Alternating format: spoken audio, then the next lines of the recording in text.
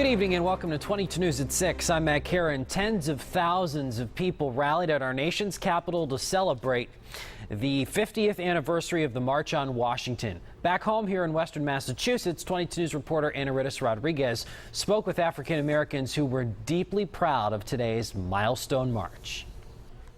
Whether you are young, I took Luther King as a pastor, and that's very good. He's a pastor. Or a father of many. When you think of Dr. King, what comes to mind? First thing that comes to mind is equality and rights for everyone, no matter what race, creed, or color you are. Everyone has their own Dr. King story. This 7-year-old learned about the civil rights movement at school. White people used to be selfish to black people, and they didn't share water for. They put names white and black. On Saturday, thousands of people, including a busload of supporters from Western Massachusetts, traveled to our nation's capital to celebrate 50 years since the March on Washington. It was a day when Dr. Martin Luther King Jr. delivered one of the most powerful and impactful speeches in our country's history. Springfield community leaders like Ron Johnson say 50 years later, Dr. King's message is still relevant.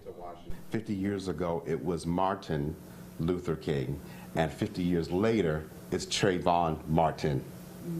And Johnson says that the essence of Dr. King's legacy and his dream lies inside the walls of community centers like this one. And this week, they'll commemorate this milestone by giving back. It all starts Monday with a book giveaway.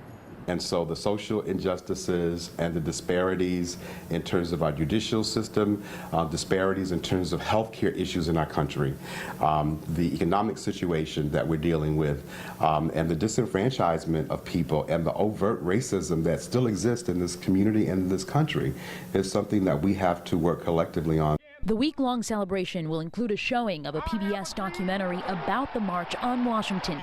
For a list of event times and dates, log on to our website, wwlp.com. In Springfield, Anaritis Rodriguez, 22 News.